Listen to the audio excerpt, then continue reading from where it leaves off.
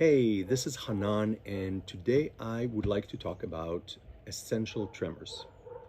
And it's a condition that I've had since I was a little boy. My mom has it, her mom, her mom's mom. And so, of course, we're Ashkenazi Jews, so everything runs in our families. It's just the way it is. And the main reason for the video is that tomorrow I'm going to be checked into the hospital, and the following day on Monday I'm going to have a what is called a high frequency ultrasound, and it's going to send a beam of ultrasound to a very particular 1 millimeter point in my brain, and that's supposed to eliminate the shaking from my left hand. So what I wanted to do is record a little bit what it means to have essential tremors, and have that video for when I no longer have it, and then maybe add to it later, trying to do the same things after the treatment. Now, I have essential tremors in my right hand, bad enough that it's very noticeable, but my left hand is very, very noticeable. So I will try and show both, and I have some water here and some glasses, which I'll show you what happens with that. But the way I want to start is with drawing, and you can now you can see my hand. I noticed that in videos, shaking hands show really clearly. Like when you see somebody shaking in a video, that's like the first thing that you notice. It's a very noticeable thing. So I'm going to show you that if I take a pen and I hold it in a very specific way, and I have it counter to something, like I fix it to the paper, I can do a lot of things. And I can do calligraphy, and I can, if I do it correctly, I can photograph, although I have to like convulge my body into a weird position so it doesn't shake. I can't just casually take my iPhone and take a photo. Kaya, you know that. And but I'll show you that I can take, my dystonia actually pushes my pinky like this. You can see that it's kind of a weird position. It's not something I really control. It sort of gets locked in that position, and then I put it on the paper, and now I can draw fairly accurately, right? All right. But as soon, I don't even know what that is.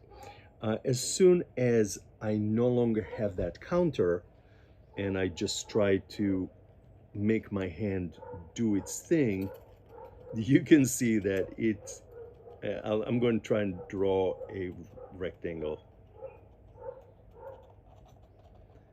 You can see that I need to really focus and relax, and okay, the up line came out a little better, and I'll try to do it with my left hand, and you see that my hand does this. That is the dystonia part.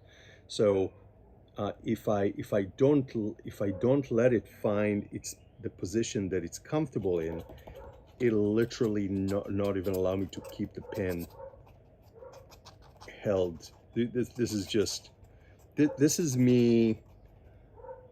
This is me not allowing my hand to sort of convulge into the position where it can operate with as little shaking as possible, because see, it's trying to like automatically get into this weird position, and I say no, you just need to pretend to be a normal person's hand and draw. And it's like, no, I'm not, and I don't even need to try this. This is my rectangle, right? Well, I'm not going to bother finishing it. Yeah. So so I will put in the video at this point like a piece of calligraphy I did a tuba for my brother, Noam and Charlie, and it took me forever, and every letter took like a significant amount of time to do with, you know, to get it to look like that. But casually, that will never happen, and it needs like a very strong counter. So I want to show you also sort of a more, this drawing, obviously I can just like find myself an office, sit around, and nobody needs to see what I'm doing. But a more social situation is having to do with eating and moving liquids around, mainly in a glass. So I'm going to show you what happens when I take a glass. So you notice as I took the glass, this finger went way up. It's like, why do you do that with finger? What's the deal? And that is the dystonia part. You can see that this finger, you can't really tell, but it gets hardened in a certain position, and that is the dystonia. And you can see that it also shakes, and that's the essential tremors. And this is an empty glass, and I'm like by myself here, and I'm letting my fingers sort of like go to their position. If I just took the glass and lifted it, you can see that it's much more. And I'm going to now take it with the left hand, which is much worse, and I'm going to try to pour water into this. And you can already imagine all the social situations where it's not a matter of embarrassment of shaking. It's a matter of a practical matter of getting everybody splattered around me if it's an event or whatever.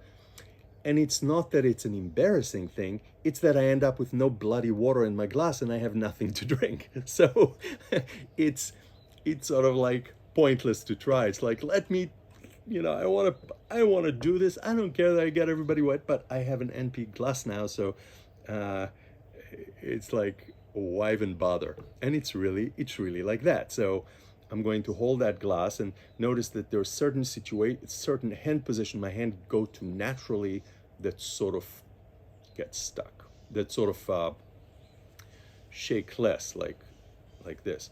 But if I just don't let my hand get to those positions, then it's very shaky. And it's shaky with a purpose. It's not like kind of a weak tremor. It's like, I'm gonna get all that water out of there. But there's not even water, so let's put some water. This is just hysterical. So I'm going to try and pour water, and you can see my hand just like, my left hand is like, I don't know, I'm not comfortable with what's about to happen here. And I'm like, it's okay, it's just a tablecloth. And okay, so there's water, and I'm being very, I mean, my hand is literally kind of like clutched in a position. The second I get it out of this clutch position, it's going to go wild. So I'm going to tell it, now let Hanan drink. So I'm going to get it out of that position, and as soon as I do, you can see all the water is going all over the place. And I'm going to drink now. Come on.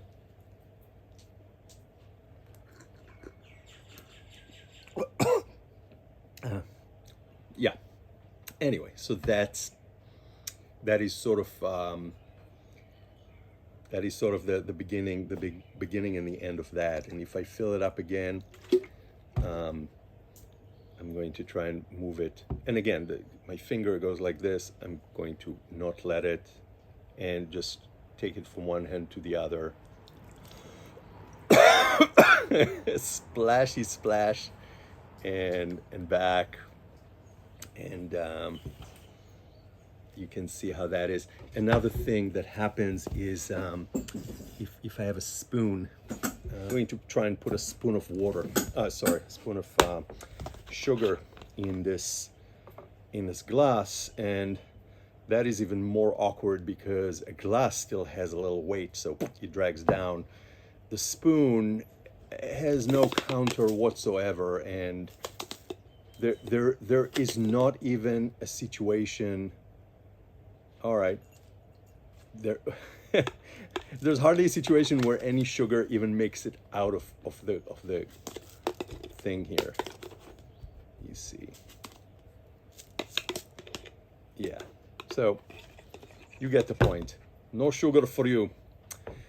Yeah, so the reason that I decided to do the treatment is that although it's not a tragedy, it's not a big deal, it's not like a stress in my life, it's not, I just think everybody else are superheroes that they can, hold a glass and like waiters are my superheroes. Waiters and waitresses, I don't know how you do this. I don't know how you hold a glass that's totally full and, in the middle of a million people and pass that. So to me, it doesn't seem to me like I lack something. It seems like everybody else can do amazing things. But on the other hand, I'm spending some time with my mom these weeks and I see her, and I'm going to add a video of her as well that I took. And she is really struggling with it. And she can barely eat. She can't make a salad. And her life is sort of kind of like crapped on by this thing. And I noticed in the past couple of months that my hands just took a really bad turn to the worse. As well, you can see that, it's always been kind of like what you saw, but I'm feeling that it's more constant and it's worse. So I just thought, well, in 5-10 years, I might also be to the place where my mom is at right now and not be able to do anything. And there's just no reason. There's a treatment now that is completely non-invasive and completely safe with no side effects. And I'm excited to sit here again, maybe in a week, and videotape the difference. I'll keep this page here and see if I can draw a straight line without, and see if I can pick up a glass without spilling it all over the place. So until then. So it's been 3 weeks since the operation, since the ultrasound, and I would like to share the results. The operation took 4.5 hours, where I was bolted to an MRI machine, and I was very awake. I was a participant in the operation because they would come back to me all the time with questions about my shaking, and I would literally be able to see a difference from time to time, and then they would up it and I would be able to see more difference, and then they would switch positions. They actually found like 4 or 5 different places in my brain. Now each one is about 1 millimeter in size, but 4 or 5 different ones that all needed to be zapped in order to get to the result they wanted. So I had 2 conditions. One was tremors, and I still have both of them in my right hand, completely can see that. One is tremors and the other one was dystonia. And the interesting thing is that they first managed to take care of the dystonia, and then I would draw a spiral for them, and the spiral would be very shaky, so it would be like this, but it would be like almost this perfect shaking pattern, because the erraticness of the dystonia went away, and it was just this perfect little shake. Then they took care of the shaking, and those doctors are amazing. The 3 doctors that took care of me, they're just fantastic. They have the best record in the world for doing this kind of work.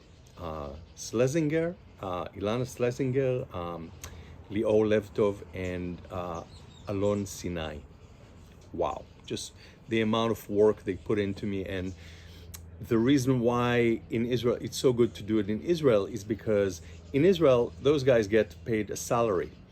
They don't care how long they work on you, they get a salary. In the United States, they get paid by the operation, so it's in their best interest to kick you the fuck out of there. And I'm not saying they do, but it's sort of, I don't know if in the United States they would have worked on me for 5 hours until they got the results. And here they were committed.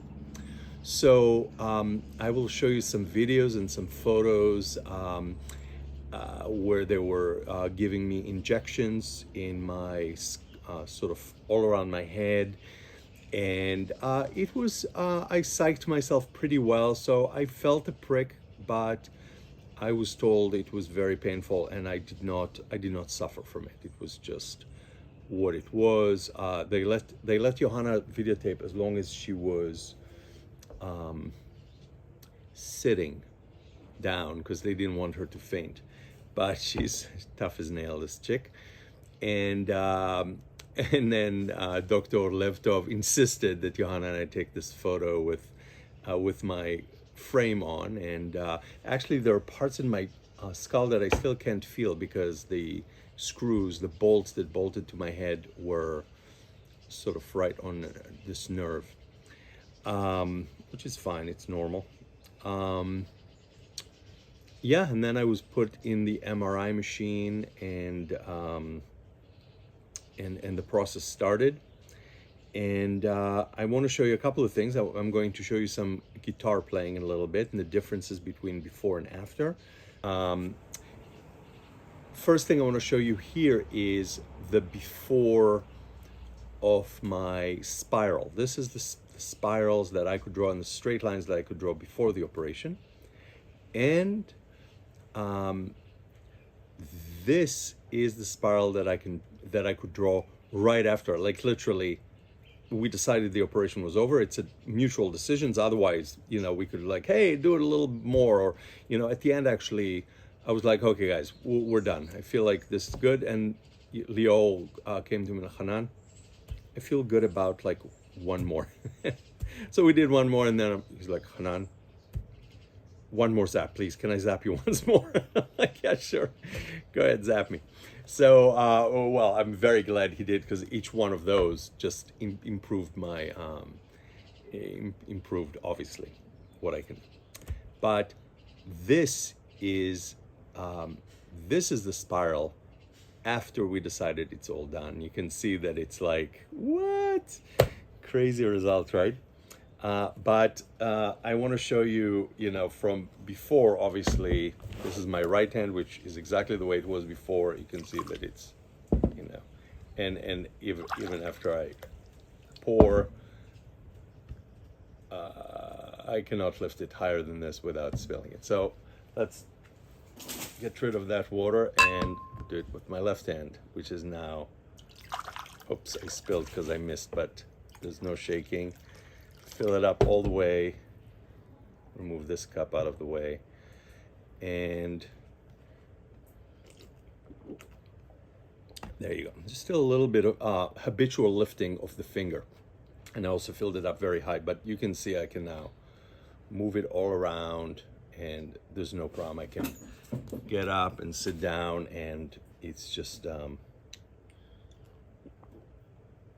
I can operate. Where with this, whoop, and my left one was worse. And the best thing is a cup of espresso, right? This would not happen before. Still a little bit of shaking, mainly because there's a camera on me right now, but in a normal situation there'll be nothing. And there you go. So you see there's still a little bit of shaking, which I don't mind. It's really very minor, and I can do everything with it. So it's not, it also doesn't go out of control. So I can just, psych myself a little bit and take a sip, and it's nothing. Where with this, there's no psyching. The more I psych myself, the more crazy it gets. And if I, remember this was before, and now I can, and this is not my dominant hand, right? This is my weak hand, and intentionally I chose to treat my my weak hand first, because this way, until I do my right hand in 6 months, hopefully, this way my left hand will have a really good chance to strengthen itself and become really strong and amazing. And then when I do my right hand, my left hand would not be completely useless. It'll have, anyway, I'm gonna show you a little bit of guitar before the operation. You'll be able to see my left hand shaking a lot. So yeah, here it is.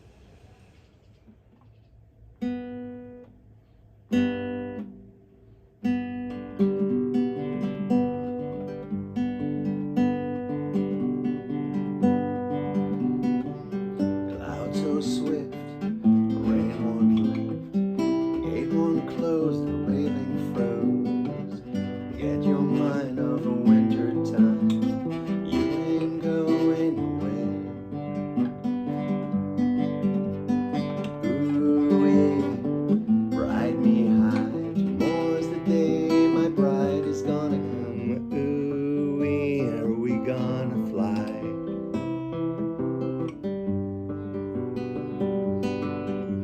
I don't care how many letters they send.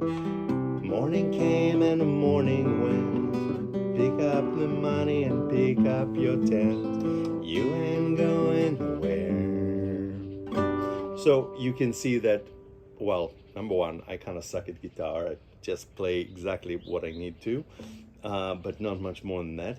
But for example, my F chord, my B minor, all those D sharp minor, I think. It just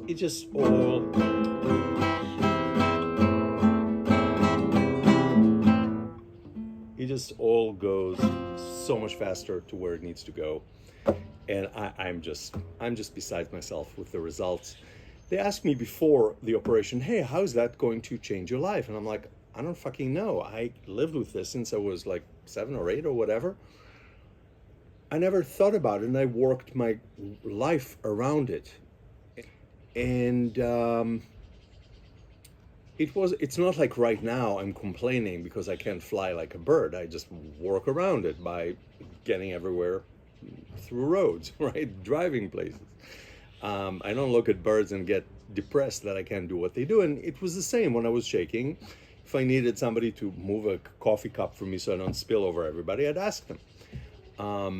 But now that I can do those things, it's a game changer completely. And my mom is going to go through the same process, and I'm going to do my right hand, and hopefully I'll have a follow-up video to my friends and all those people I love who have seen me shake for about almost 50 years now and are interested. So bye.